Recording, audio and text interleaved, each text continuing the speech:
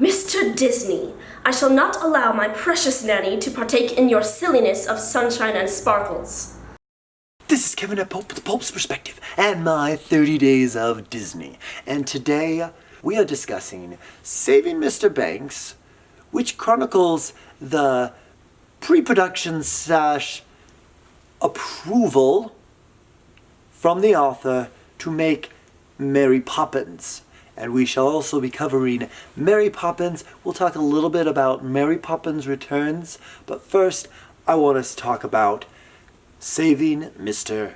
Banks. The story of Mary Poppins was a story that Walt had wanted to make into a movie for years.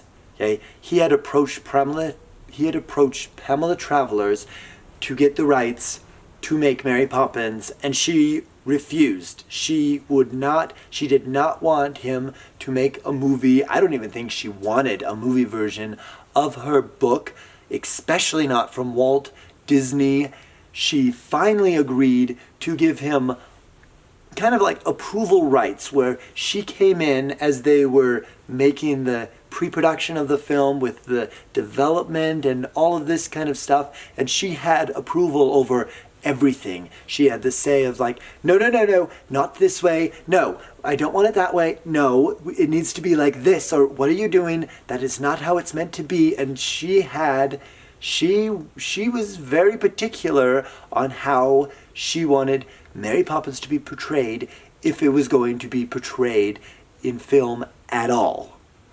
And this story is just, it's fascinating. It's so interesting watching her as they go over it. And those of us, we know Mary Poppins. It's an iconic film, and so we know what scenes they're talking about. We know a lot about what's going on in what happens in the final film. But seeing Pamela Travers' reaction to everything, and it's not just the making of the film. While they're going through their story sessions, I'm going to call them story session. While they're going through their sessions, they bring in all this food, and she feels it's too much. It's like, we're not having a banquet. We're just making this film together. We're put this film together. We don't need all this is too much, too fra la la. And she what a character. And then there's also flashbacks of her early life. So you have the flashbacks of her and her family as they lived in Australia. They moved to this new home, and especially she was very close with her father. And it's very, I have to admit, I do like the flashbacks, but they're not my favorite part of the film. The flashbacks work really well. They give dimension to her character, and even to certain places where it's why she wants things certain way. And it's interesting, but the real fun of this story is Pamela Travers. She was a character herself, and it is just so. And you've got Emma Thompson as Pamela Travers and Tom Hanks as Walt Disney, and they are just chewing up the scenery. I mean, these are film veterans. They took a liberty at the end, but they left the end ambiguous. You do not get her final reaction after seeing the complete film, and that would have been a terrible ending, because in real history, she was not pleased at all. She was so distraught with Walt Disney, and she pretty much came up to him and just spoke her mind about how displeased she was, and Walt Disney said, "I'm sorry, it's out of your hands now." And I don't think that helped at all, and that wouldn't have been a good ending. The way they end it, they make it ambiguous, so it could still end that she's displeased at the end, but the way they end it, you've got to take liberties with stories like this. When it's based on real events, you have to take liberties. But here's the thing. You get to get the idea about the camaraderie of what Disney went through just to get Mary Poppins made. I would say that Saving Mr. Banks was a film that surprised me, that I didn't think I wasn't going to like it.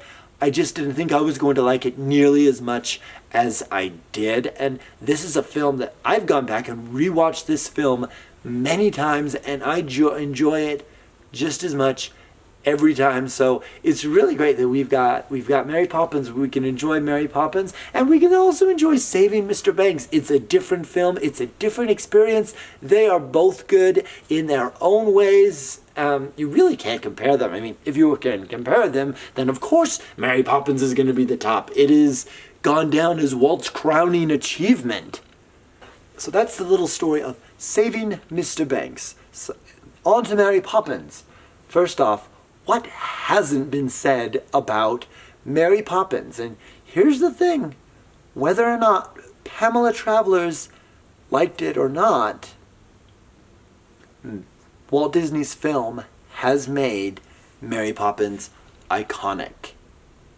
It is so well known, so well loved, and it's a fantastic film. It has so much heart, so much fun, so much energy, the pizzazz, the sparkle. Julie Andrews, you couldn't have gotten a better Mary Poppins.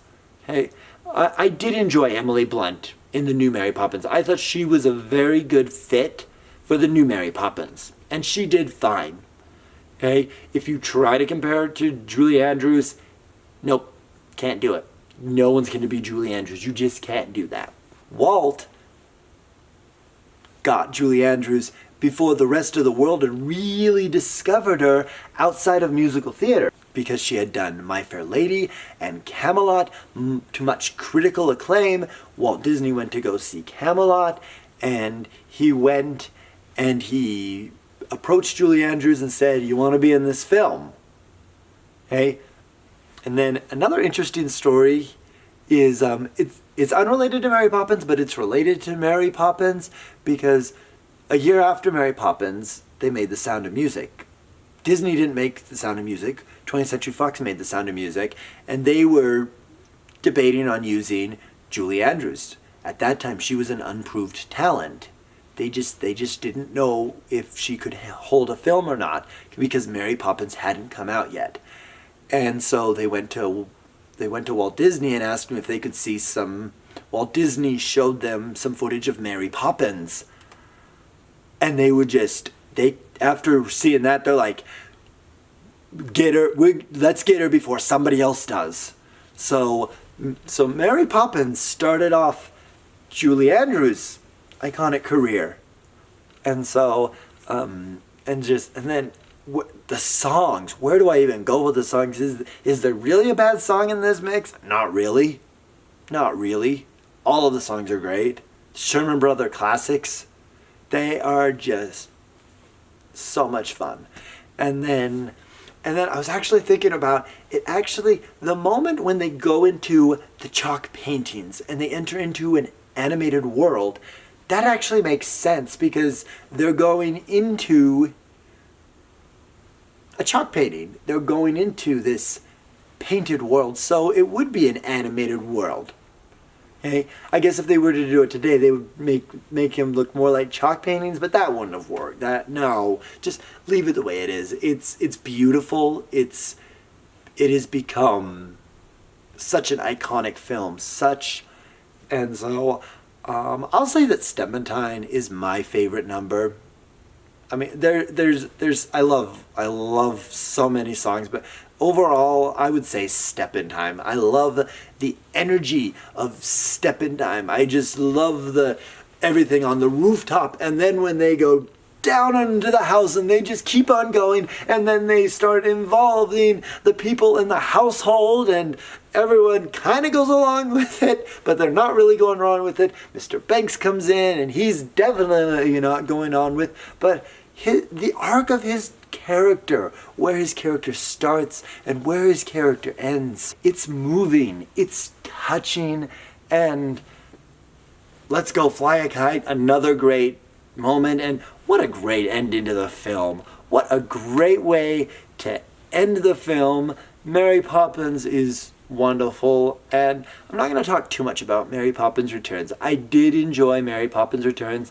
They did well with Mary Poppins Returns. It wasn't so much that, oh, I do, like, what have they've ruined Mary Poppins. What have they done to Mary Poppins? They were very respectful. They did a very good job. If I have any complaint to Mary Poppins Returns, and I've mentioned this before, the songs were too reminiscent of the songs from the first film. Like, each song felt like, okay, this is the Step in Time song, this is the Spoonful of Sugar song, and on and on. Like, I don't think there was one song that felt like its own song. So it kind of felt like, even though they were playing with a little bit of a different narrative, but it was similar enough that it was, so I wish they would have gone a different route with it, like told a story that wasn't as reminiscent to the first film, and had some songs that didn't feel like they were the reminiscent of a number from the original film. That's really my only complaint with Mary Poppins Returns, because I enjoyed Mary Poppins Returns.